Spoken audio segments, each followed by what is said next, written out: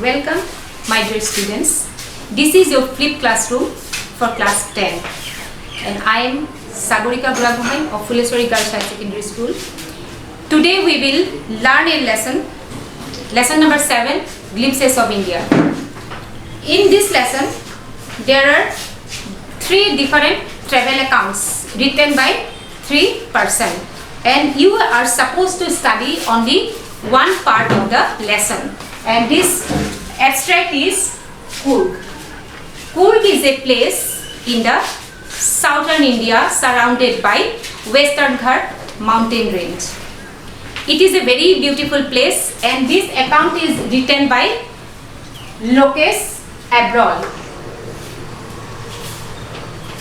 After Coorg, we will go to another part that is about our native land, Assam.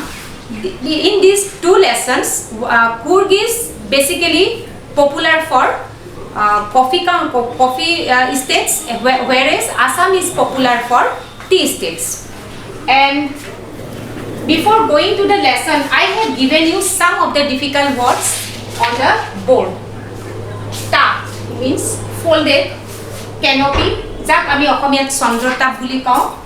The uppermost branches of the trees, invigorating, making one feel strong and energetic, very vibrant. Descent, the origin or background of a person or race. Descent mane jobra ahise, hetu bujaise. Recount mane kwa, giving an account of an event or an experience.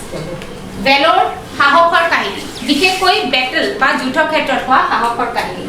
Splash, যেতিয়া কিবা এটা বস্তু পানীত পৰাৰ লগে লগে তাৰ যি এফেক্ট হয়, ৰিভাৰ্স এফেক্ট এটা হয়, সেই এফেক্টটোকে কোৱা হৈছে splash, sound made by something falling into the liquid. And laid back, relaxed, lazy, easy going. Ripple, small waves or series of waves on the surface of water. যেতিয়া পানীত এটা মানে এটা সৰু সৰু কিছুমান বাবলছ উঠে, হেতুকে কৈছে ৰিপল. আমি এই লেসনটো পঢ়ি গলে এই ওয়াৰ্ডখিনি আমি পাই যাম. তাৰ এতিয়া আমি এই লেসনটোলে আগবাও.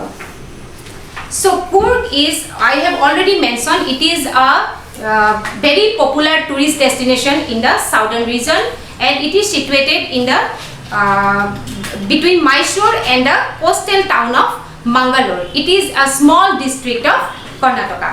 Now let's go to the lesson. Coorg. Midway between Mysore and the coastal town of Mangalore sits a piece of heaven. This is called a piece of heaven. Very beautiful land, a very beautiful tourist destination one must visit. Etule jaboloi tumaleke ketiaba damor hole chesta koriba. Mysore aru Mangalore মানে coastal town মানে উপকূলীয় অঞ্চলৰ মাজত এখন সৰু আৰু সুন্দৰ ঠাই হৈছে Coorg, যাক কোৱা হৈছে পিস অফ হেভেন, স্বৰ্গীয় এটা সৌন্দৰ্যৰে ভৰা এখন ঠাই. And that must have drifted from the kingdom of God. পৰা নামি অহা বুলি কৈছে, এইখন নিশ্চয় স্বৰ্গৰ পৰা নামি অহা এখন সুন্দৰ ঠাই. This land of rolling hills is inhabited by a proud race of martial men, beautiful women and wild creatures. এই পাহাৰেৰে আৱৰা, পৰ্বতেৰে আৱৰা ঠাইখনত পুৰুষ, সাহসী পুৰুষ, সুন্দৰী সুন্দৰী মহিলা আৰু বন্য জীৱ-জন্তুৰে ভৰপুৰ বুলি কৈছে. So this place Coorg is a beautiful place that must have drifted from the kingdom of God, and which is said as the heaven on the earth. And this is situated in the midway between Mysore and the coastal town of Mangalore. And this is inhabited by a proud race of martial men, Jujaru Jati, beautiful women, Hundori Mohila, Nari, and wild creatures, aru Bonoria Jibojantu. Coorg or Kodagu, another name of Coorg is Kodagu, the smallest district of Karnataka. I have already mentioned, this is the smallest district of Karnataka. It is home to evergreen rainforest, spices and coffee plantation. Coorg is home to evergreen rainforest. Coorg aru amar Okhomor majot eta hadrisya ami dekhibole paisu. Evergreen rainforest amar Okhomoto ase aru spices and coffee plantation. Coorgot ase coffee plantation, whereas Okhomot amar ki ase চাহৰ খেতি. গতিকে এই দুইখন ষ্টেটৰ বিষয়ে দিয়াৰ ইয়াৰ গুৰিতে হৈছে আমি এই বস্তুখিনি অকমান শিকিব লাগিব So evergreen rainforest cover 30% of the district. গোটেই ডিস্ট্ৰিক্টখনৰ 30% evergreen rainforest অৰ্থাৎ চিৰসেউজীয়া বৰ্ষাৰণ্যৰে আবৃত During the monsoons it pours enough to keep many visitors away. Same as Assam. অসমত যেনেকৈ মনসুনত ভিজিটৰ্ছ নাহে প্ৰবল বৃষ্টিপাত হয় ঠিক এনেকুৱাকৈ কুৰ্গটো মনসুন সিজনটোত আৰু প্ৰবল বৃষ্টিপাত হয় আৰু মনসুনটো ঠিক একে সময়তে হয় The season of joy commences from September and continues till March. The same as in Assam. অসমত যেনেকৈ মনসুনটো ঠিক এপ্ৰিলৰ পৰা আৰম্ভ হয় আৰু ই অক্টোবৰ সেপ্টেম্বৰ মাহলৈকে চলে কুৰ্গটো ঠিক একে ধৰণৰ আৰু সিজন অফ জয় ষ্টাৰ্টছ মানে যিখিনি সময়ত তোমালোকে বা আমি বিলাকে সেই ঠাইখন ভিজিট কৰিব পাৰি সেই সময়টো হৈছে সেপ্টেম্বৰৰ পৰা মাৰ্চ সেপ্টেম্বৰৰ পৰা মাৰ্চলৈকে এই ঠাইখনত তোমালোকে যাব পাৰিবা আৰু ভিজিটৰ্ছ বিলাকৰ কাৰণে ই এটা বৰ heavenly pleasure মানে এটা মেটাৰ তেওঁলোকে খুব আনন্দ লাভ কৰে এই ঠাইডোখৰলৈ গৈ The weather is perfect with some showers thrown in for good measure এই সময়খিনিতে দুই এজাক পাতলীয়া ধৰণৰ বৰষুণ হয় গতিকে ওয়েদাৰটো হসাকৈ ভাল হয় The air breathes of invigorating coffee invigorating মানে strong যাৰ সুবাস গোটেই বায়ুমণ্ডলত বিয়পি থাকে সেই সময়ত ইয়াৰ বায়ুমণ্ডলত কফিৰ গোন্ধে কফিৰ সুবাসে বিয়পি থাকে Coffee estates and colonial bungalows stand tucked under the canopies in prime corners. Tar thaye thaye coffee estates, coffee bagan bilak aru colonial bungalows. Tumaleke just imagine kora amar Okhomor tea garden bilak. Amar Okhomor sa bagisa bilakor nisnakot yet coffee estates aru amar Okhomor ki ase tea estates. Aru colonial bungalows mane same. ব্ৰিটিছে বনাই থৈ যোৱা সেই bungalow বিলাক হাৰি হাৰি কৈ থকা ঘৰ বিলাক আমাৰ যেনেকে টি গাৰ্ডেনৰ যি ঘৰ বিলাক আমি দেখা পাওঁ সিঙ্গল ষ্টৰি ডাবল ষ্টৰি নহয় ওপৰত আমাৰ ইয়াত আসাম টাইপৰ তাহাতৰ হিচাপৰ তাহাতৰ একে টাইপৰে হ'ব আৰু সেই ব্ৰিটিছৰ দিনৰ ঘৰ বিলাকৰ বিশেষত্ব বৈশিষ্ট্য একে ধৰণৰ হাৰি হাৰি কৈ সেই কলোনিয়েল বাংলোজ বিলাক আছে কলোনি মানে হৈছে কিবা এটা ইন্ডাষ্ট্ৰিয়েল এৰিয়া যিবিলাক বসতি স্থল হেতুকে কৈছে কলোনি আৰু এই কলোনিয়েল বাংলো মানে সেই এৰিয়াটো যিমানখিনি বাংলো হাৰি হাৰি কৈ আছে ই সেই ঠাইখনৰ সৌন্দৰ্য আৰু বেছি বৃদ্ধি কৰিছে আৰু tree canopies in prime corners tree canopy মানে চন্দ্ৰতাপ চাহ বাগিচা বিলাকৰ মাজেদি যেতিয়া আমি যাওঁ ওপৰত গছ বিলাকে ঠিক চন্দ্ৰতাপৰ নিচিনাকৈ ধুনিয়াকৈ সজাই থোৱা যেন থাকে ঠিক ইয়াতো একদম একে ধৰণৰ পৰিবেশ একে ধৰণৰ দৃশ্য তাৰ হে কুৰ্গটো ট্ৰী কেনপি গছ বিলাকৰ ওপৰৰ অংশ বিলাকে চন্দ্ৰতাপৰ নিচিনাকৈ সজাই পৰাই তাৰ সৌন্দৰ্য তাৰ ৰূপ আৰু বেছি বঢ়াই তুলিছে next chapter The fiercely independent people of Coorg are possibly of Greek or Arabic descent. Mainly, basically, the people of Coorg are Hindus. They are Hindus, but in some aspects, they are different from the main Hindu stream. They resemble to Greek origin. So, it is believed that the people of Coorg are descendants of the Greek.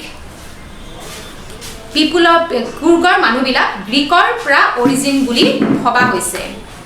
As one story goes, a part of Alexander's army moved south along the coast and settled here when return becomes impractical. These people married amongst the locals and their culture is apparent in the martial traditions, marriage and religious rites, which are distinct from the Hindu mainstream.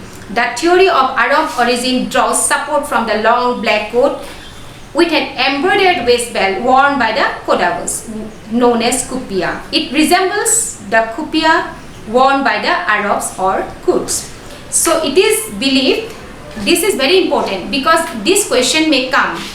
This is very important that the people of Coorg are believed to be the descendants of the Greek.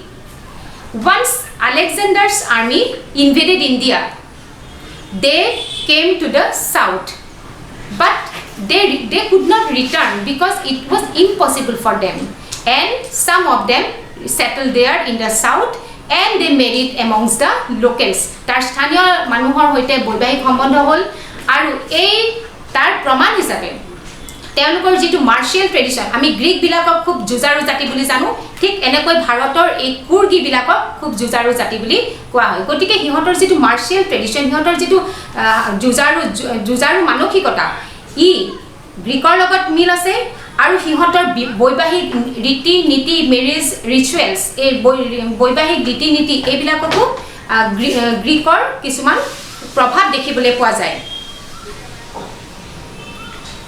and religious rights আৰু পূৰ্বৰ মানুহবিলাকে যিবিলাক ধৰ্মীয় নীতি নিয়ম পালন কৰে সেইখিনিতো আমি গ্ৰীকৰ প্ৰভাৱ দেখিবলৈ পাওঁ বুলি ইয়াত কোৱা হৈছে গতিকে এই কথাখিনিয়ে এইটোকে প্ৰমাণ কৰে যে কুৰ্গৰ মানুহখিনি গ্ৰীকৰ পৰা অৰিজিন হোৱা আৰু এটা আছে কুৰ্গৰ ডিসেন্ডেন্টস সম্পৰ্কে দুটা থিওৰি আছে one theory says that Kurgis are the descendants of the Greek and the next theory says that Kurgis are the descendants of the Arabs or the Kurds and this second theory is based on the long black coat that the Kurgi people wear this resembles to the kufiya worn by the Kurds and this long black embroidered coat is known as kufiya whereas the long black the same type of long black coat worn by the Kurds or the Arabs is known as kufiya these two words are very much similar and these two stories say either the Kurgi people are the descendants of the Greek or they are descendants of the Arabs so these two aspects are very much important for your examination concern this either of these may come in your exam and now about the homes of the Kurds Kurgi homes have the tradition of hospitality and they are more than willing to recount numerous tales of valor related to their sons and fathers the Kurgi regiment is one of the most decorated in the Indian army and the first chief of Indian army General Cariappa was a Kurgi even now Kodavus are the only people in India permitted to carry firearms without a license in this paragraph it is said it is the writer describes about the homes of the Kurds so Kurgi people their hospitality is very much related to the hospitality of the people of Assam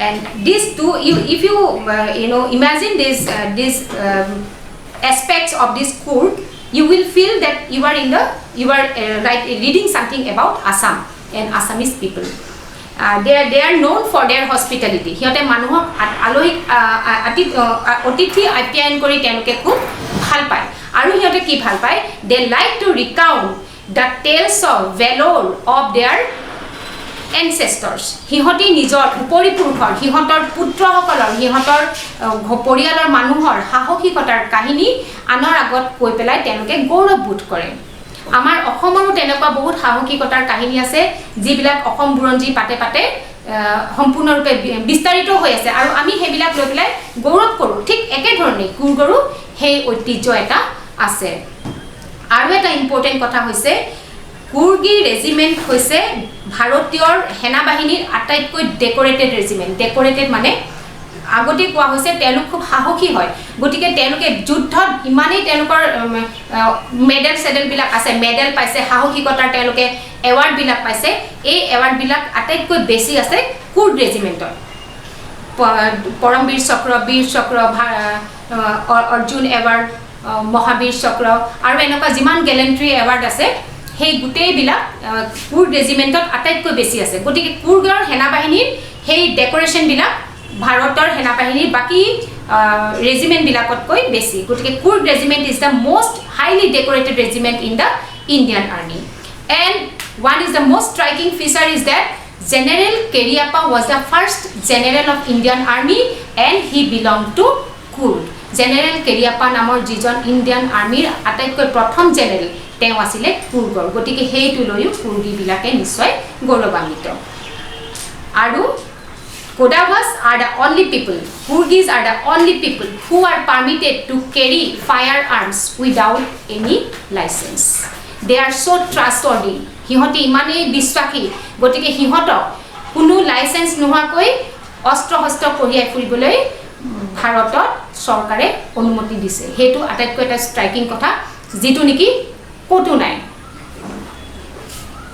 And next, the river Kaveri obtains its water from the hills and forest of Kurg. Now the natural resources of Kurg. There is only one river, Kaveri, and Kurg is situated on the bank of Kaveri river. Kaveri River Cobra is a hills of Rice and Mohashi, a large freshwater fish abounds in this water. Mohashi namor eta prokando freshwater fish. Freshwater mane nodi nimol pani thoka ebit mas ei oncholot বহুত পৰিমাণৰ পোৱা যায় আৰু ইয়াত abounds in the water. Kingfishers drive for their caps.